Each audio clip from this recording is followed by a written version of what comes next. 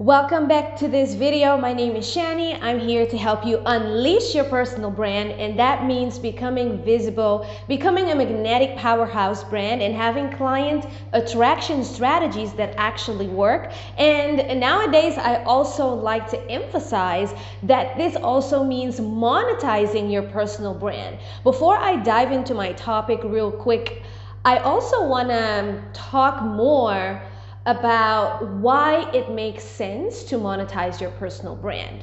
This might not be as long as of a video because I'm thinking of repurposing this to LinkedIn, and I know they have a limitation, so I might be talking at full speed for this one. But monetizing your personal brand means that you use yourself as the face of your business or as the face of yourself as an individual to make money. So a business owner, like someone with a cosmetic spa, someone with a bookkeeping company, an accountant, someone with a law firm, someone with a cleaning services company, someone with a marketing agency, or whatever type of business might decide to make themselves a monetized personal brand as a way to build in freedom so that they're not as dependent on business income. Or they might decide to monetize their personal brand as an income stream to the business. So I like the example of, for example, brain neuroscientist and mental health expert Dr. Daniel Amen, who has a mental health clinic but also created a personal brand, became a best-selling author, has a lot of supplements under his I think it's Brain MD brand. His wife is a nutritionist. She has several recipe books and coaching programs and things like that she has monetized. And when you monetize your personal brand for yourself or for the business, it doesn't always have to be something educational or with coaching. You could have a line of merch as an artist, as a singer, songwriter, as a rapper. If you have a following, you can now create merch for them. If you're a content creator and you have a community, you can create tools for them. So I know, for example, people that created software like Stu McLaren, who I just love his marketing podcast. He created his membership site as a software as a service to fulfill the needs of his community. So now he's monetized his personal brand in multiple ways. You can create products like planners, journals, pens, t-shirts, any kind of merch as an income stream. I also think of a wax artist or a wax specialist that I follow on TikTok. I'll look up her name. But she specializes in women with hormonal issues that grow a beard because they have PCOS. And apparently then a lot of these women have very sensitive skin, but they still need a way to wax without injuring their skin or causing irritation. So she now not only has her salon, but she also created wax for people who want to do it at home themselves, or other competitors that have a salon that typically would only be competition, but now they actually purchase her brand to use in their salons. So she's monetizing beyond the hours that she can work in the salon.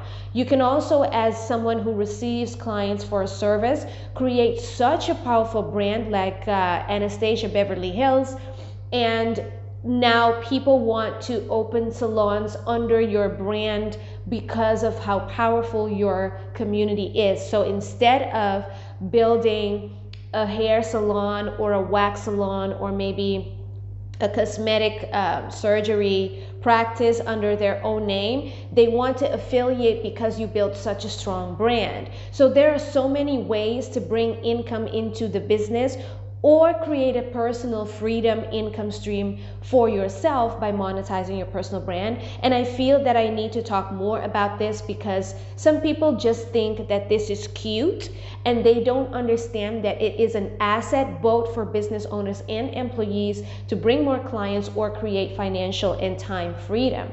So that's why I also think this video should go to LinkedIn, because I still see people acting like complete robots on LinkedIn. I haven't been that active on the platform lately because of this behavior that is a trigger to me, because I'm obsessed with personal branding, but I'm giving it another try to see if I can be the difference maker, to teach people to show personality instead of, like, we can't all sound like John Maxwell or Simon Sinek or Brene Brown. Like, you need to share who you are so that people create a connection and a relationship with your business or your brand.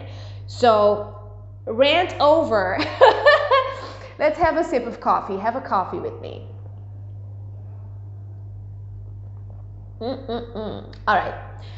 What I really want to talk about today is something that I'm writing down. My notes are all over the place, but I'm working on this for myself, and I did an Instagram video about it, and I had 3 people that wanted to know more about it. So I thought, hey, maybe more people would have some use for this video. And this topic is about your strategy as a personal brand for content or for traffic. So a content strategy is not the same as a traffic strategy. They're 2 separate things, and you need to work on them separately. In the past, I want to say like 5 to 7 years ago, when the algorithms were a little bit more forgiving, your traffic strategy was considered very similar or even the same as your content strategy, because just by sharing content, you would get traffic. You could still see that's happening right now on TikTok, but we never know when, like even on TikTok, creators see now that after a while they start getting shadowed and they start losing traffic because the algorithm doesn't favor them anymore. So I like to tackle these things separately. Personally, I don't like my feelings hurt. And when I only focus on content strategy to think that it's gonna bring me enough traffic, I only get my feelings hurt, because the reality is organic traffic, free traffic, is almost non-existent nowadays.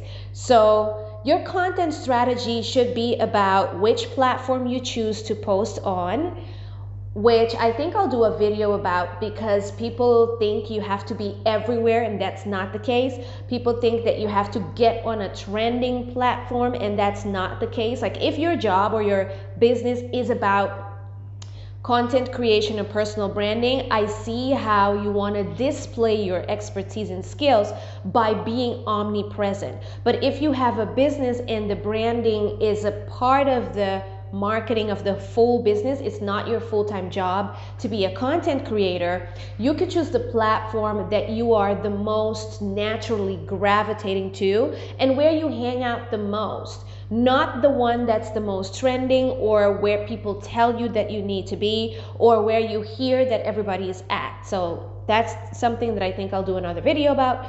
But where to post, where you're going to be, that's a part of your content strategy. What you're going to talk about, or do you choose to do pieces of text like posts and blog articles? Do you choose to do, for example, videos? I'm a video girl, so I love that. Do you choose to communicate through visual images and carousels and very beautifully designed things with your logo as your content strategy because you don't want to be on video? Some people choose animation. Some people choose a combination of text, and then you also have to think about, do you like long form of articles? Do you like short form? So all of that is a part of your content strategy. What you're going to say, how you're going to show up, what's your voice going to be? Are you going to be like me, like the hey girl bestie type of voice, tone of voice, or do you need to be a little bit more corporate? Do you want to show up a little bit more like a Steve Jobs type of character? So develop also your voice. What's your unique way that you already have in your personality, not a fake one, but your authentic style that you're gonna bring. Like, all of that is in your content strategy, including topics and pain points and things like that.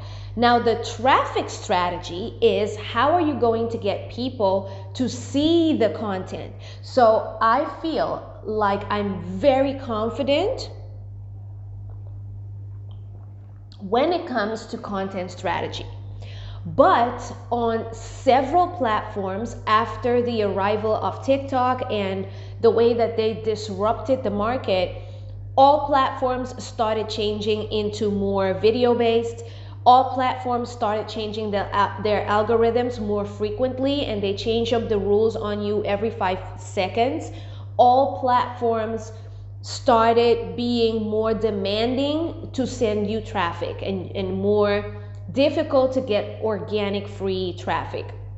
So I've had to revamp my traffic strategy, and full transparency with you, I am still working on my traffic strategy. And the traffic strategy is specifically how to get eyeballs on the content, not what the content is, but how to get people to see it, how to get people to it.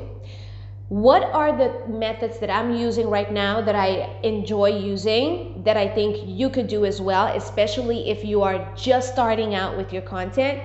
Online networking. That is the strongest strategy out there, which means going into paid groups, becoming a member of masterminds, approaching people in free Facebook groups, just like you would network at a corporate event or a happy hour, but online.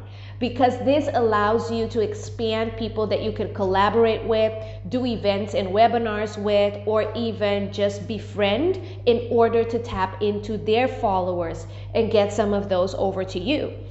Another strategy that I'm using is stages. So stages is getting interviewed in podcasts, getting an opportunity to speak at certain events that are relevant for you. I work with our local Chamber of Commerce a lot. I work with women and leadership events a lot because that's my audience. You could choose yours. You could also do, for example, reaching out to people who are already clients or friends or in your network to see what you could do together, and ask them to share just by one reaching out or giving them a phone call or emailing them. So that's within your network, which we call your low-hanging fruit. And then also my favorite, but this one should definitely be the last choice after you have mastered the other ones, which is working with ads. And that is paid Google ads, paid YouTube ads, paid Facebook ads, etc. It could also be outside of the internet, paid PR opportunities like traditional newspapers, traditional media, and things like that. My thing is master the other ones first so that you can monetize those, and then you have a bigger budget, because ads take testing, time, and money. Don't go just boost something that you posted without knowing that people already engaged with it before you go into ads. And another thing is work with someone who is certified in ads so that they know what they're doing, and you're not just pumping money into a trash can because you're gambling with your advertising money. So ads is not about really quickly reading something on Google and then testing it out on your own. It's not about just pressing the promote button on Facebook, LinkedIn, or Instagram. It's really getting certified in the technology, knowing how to test, knowing how to read data, and knowing what you're doing. So those are the traffic strategies, which are different from content strategies. I'm gonna keep this video really short so that I can multi-purpose it onto LinkedIn. But I hope this was helpful to you. If you're here on YouTube, check out my links below the description of this video. There's a lot of ways that you can work with me. And if you have any questions, shoot me a message, a comment. Let me know if you liked it, subscribe, do all of those things, okay? I'll see you in the next one. Bye.